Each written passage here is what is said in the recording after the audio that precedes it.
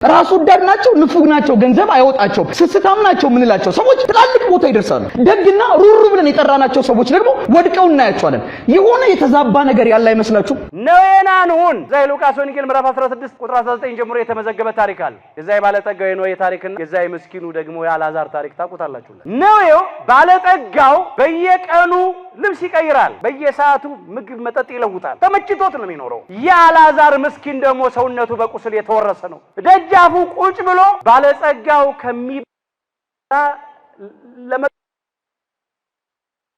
ለመጥለው ፋሪውን ለመብላት ተመኝ ያ ባለጠጋ ግን ጨከነበት ይጸየፈዋል ሊያየው እንኳን አይወድም እንኳን ቆርሶ ሊያጎርሰው ቀዶ ሊያለብሰው ወይ ቁስሉን ሊያሳክመው ሊያክመው አልፈለቀደም አልዓዛር ምስኪኑ ግን ቁስሉን ለውሾች ያስልስ ነበር አልዓዛር ምንም የለውም ደሃ ነው ያለው ቁስል ነው ያንንም ቁስሉን ግን ለድሆች አስላሰ ለውሾቹ መጸወተ ማለት ነው አስተውላችሁ ተከታተሉ ወገኖች በሽተኛ ቁስሉን ሲያኩለት ደስ ይለዋል ውሾቹ መተው ሲልሱት ቁስሉን ደስ ይለዋል ትንሽ ህመሙ ይታገስለታል ለዛ ነው አንዱ ሌላው ግን ያለው ቁስል ነው ቁስሉንም ለተራቡ ውሾች መጸወተ ማለት ነው ደሙን እኮ ነው መጸወተ ጽድቅ ሆኖ ተቆጠረለት አልዓዛር ወደ ገነት ገባ በእነ አብርሃም በእነ ይስሐቅ በእነ ያዕቆብ ቃል ኪዳን ወደምትወረስ ገነት ገባ ጸጋ ግን ወደ ሲኦል ተጣለ ታሪኩ የሚለው አሁን ሰው አንዳንድ ጊዜ ምን ይላል እኔ ባለጠጋ በሆን ሀብታም በሆን ብዙ ገንዘብ ቢኖረኝ ወይም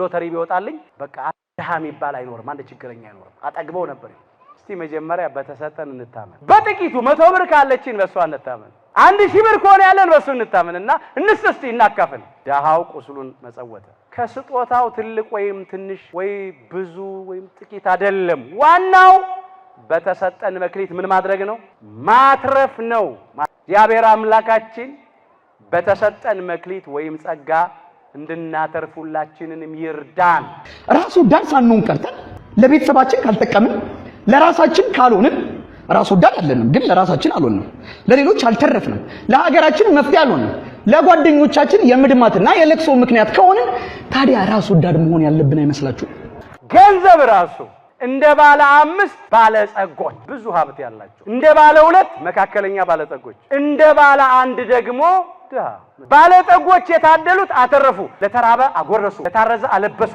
ለተጠማ አጠጡ ለድሃ ቸርነት አደረጉ እግዚአብሔር ገንዘብ የሰጠን ብቻችንን እንድንበላው አይደለም ለሌላው እንድናካፍል መልካም ማድረግን ለሌሎችም ማካፈልን አትርሱ እንዲህ ያለው መስዋዕት እግዚአብሔርን ደስ ያሰኘዋል ይላል ዕብራውያን ምዕራፍ 13 ቁጥር 16 ላይ እግዚአብሔርን ደስ ከሚያሰኙት መስዋዕቶች መካከል አንዱ መልካም ማድረግ ለሌሎች ማካፈል ነው የታደሉ ባለጠጎች ባለ 5ቶች ተብለዋል ባለጠጎችን ይመክራል ቅዱስ ጳውሎስ ለተማሪው ለጢሞቴዎስ ሲጽፍ አንደኛ ጢሞቴዎስ ምዕራፍ 6 ቁጥር 18 ጀምሮ እውነተኛውን ሕይወት ይይዙ ዘንድ ይላል ለሚመጣው ዘመን ይላል ለመቼ ለሚመጣው ዘመን ከሞት በኋላ ላለው ሕይወት ከመቃብር በኋላ ላለው ትንሳኤ ማለት ለሚመጣው ዘመን ብሎ ያነሳው ይሄንን ነው ለራሳቸው የሚጠቅማቸውን ነገር ሰማያዊውን ዘላለማዊውን ነገር እንዲያገኙ ሲል ነው ለራሳቸው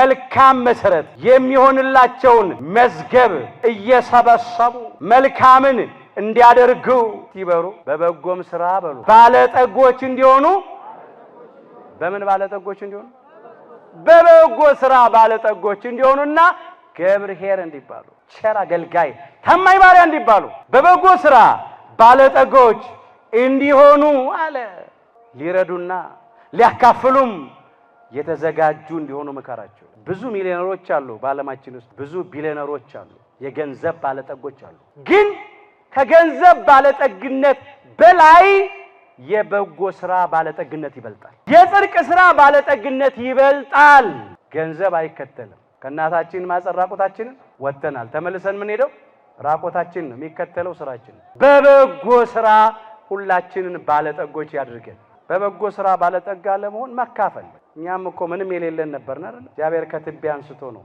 ከፍ አድርጎ ባለጠጎች ያደረገን ስለዚህ እናካፈል ችግሩ ያለው ራስ ወዳድ ለምትለው ቃል የሰጠነው ትርጉም ላይ ነው። ነገሩን ነገር የሚያደርገው ለነገሩ የምንሰጠው ትርጉም ብቻ ነው። በአንድና በመቶ መካከል ያለው አንድን ትንሽ መቶን ቁጥር ደግሞ ትልቅ ያደረጋት የቁጥሮቹ ማንነት ሳይሆን ለቁጥሮቹ የሰጠነው ትርጓሜ ነው። ለአንድ የሰጠናት ትርጉም ትንሽ ነው። ስለዚህ አንድ ቁጥር ትንሽ ናት፣ መቶ ቁጥር ትልቅ ነው። የዚህ ዓለም ዕውቀት ባለጸጋዎች ምሁራን በተሰጠን ጸጋ መክሊት ዕውቀት ትውልዱን እናትርፍ። የሐሰት ትርክት እየተረክን ትውልዱን አናጋድል።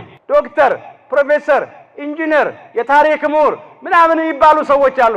ግን መጥፎ ትርክት እየተረኩ እየጻፉ ትውልዱን አባልተዋል፣ አጋድለዋል። እልቂት ነው። ምን ይጠቅማል ይሄ? ምሁርነት እኮ መጥፎ ነገር ለማስተማር እኮ አይደለም። የሚገባ ነገር ለትውልዱ ለመንገር ነው። ትውልዱ የሚድንበትን፣ የሚሻገርበትን፣ የሚጠቀምበትን ነገር ለማጽናት ነው። አንዳንድ ግን ያልታደሉ ምሁራን አሉ። በመክሊታቸው ከስረው ያከሰሩ፣ ደግሞ የታደሉ ያተረፉም አሉ። ጥቂቶች ናቸው እንጂ። እግዚአብሔር ከሰጪዎች ጋር የሚሰጥ ከተቀባዮች ጋር ሆኖ የሚቀበል በመስጠትና በመቀበል በሰዎች መካከል መተሳሰብና መረዳዳት እንዲኖር ሀብትን ለሀብታሞች የሚሰጠው ከእነርሱ የሚያንሱትን እንዲያስተናግዱበት ነው። ምጽዋት ማለት የዕለት ምግብና የዓመት ልብስ ለቸገራቸው ሰዎች ገንዘብ መስጠት ነው። ደግሞም ምክር ለቸገራቸው መምከር፣ ትምህርት ለቸገራቸው ማስተማር ምጽዋት ነው። ምጽዋትን ለተቸገረ ሰው የሚሰጥ ሰው ለእግዚአብሔር መስጠቱ ወይም ማበደሩ ነው። ጠቢቡ ሰለሞንም ለድሃ ቸርነትን የሚያደርግ ለእግዚአብሔር ያበድራል፣ በጎነቱንም መልሶ ይከፍለዋል ይላል መጽሐፈ ምሳሌ ምዕራፍ 19 ቁጥር 17። ምጽዋት ብልሆች ሰዎች በእግዚአብሔር ዘንድ የሚያስቀምጡትም አደራ ነው። ደካሞችን በጉልበት ያልተማሩትን በእውቀት የሙያ እርዳታ የሚያስፈልጋቸውን በሙያ መርዳት ምጽዋት ነው። ምጽዋት መስጠት አስፈላጊ እንደሆነ ምጽዋት ሰጪዎችም በእግዚአብሔር ዘንድ የሚጠብቃቸው ከፍተኛ ዋጋ እንዳላቸው በብሉይና በአዲስ ኪዳናት በሰፊው ተገልጦ ይገኛል። ድሆች ከምድር ላይ አይታጡምና በሀገር ውስጥ ላለ ድሃ ለተቸገረውም ወንድምህ እጅን ትከፍታለህ ብዬ አዝሃለሁ። ኦሪት ዘዳግም ምዕራፍ 15 ቁጥር 11። እግዚአብሔር ከሰጠን ስጦታ ላይ ለነዳያን በመስጠት እግዚአብሔርን እናበድር። ነገ በክብሩ ሲመጣ ብድራችንን አይረሳም። ቅዱስ ዮሐንስ አፈወርቅ ምጽዋት ከኃጢአት ሞት ታድናለች፣ እንደ ውሃ እሳትን ታጠፋለች ይለናል። ቅዱስ ጳውሎስ ደግሞ ስለዚህ እንደ እግዚአብሔር ምርጦች ቅዱሳን ሆናችሁ የተወደዳችሁም ምሕረትን፣ ርኅራኄን፣ ትሕትናን፣ የዋህነትን፣ ትዕግስትን ልበሱ ይለናል በቆላስያስ መልእክቱ ምዕራፍ 3 ቁጥር 12። ሰው ሁሉ እንደየተቀበለው ጸጋ እርስ በርሳችሁ መልካም መጋቢዎች ሁኑ ይላል አንደኛ ጴጥሮስ ምዕራፍ 4 ቁጥር 10። ቅዱስ ያሬድም በቤተ ክርስቲያን ውስጥ ያለ እያንዳንዱ ሰው ለአገልግሎት የተጠራ ነው።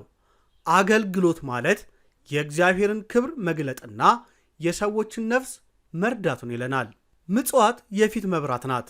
ጾም፣ ጸሎትና ሌሎች መንፈሳዊ ትሩፋቶች እንደ ኋላ መብራት ናቸው የሚለን አባ ጊዮርጊስ ዘጋስጫ የፊት መብራት የተባለች ምጽዋት ካልታከለችባቸው እነዚህ ብቻቸውን ዋጋን አያሰጡም ይላል።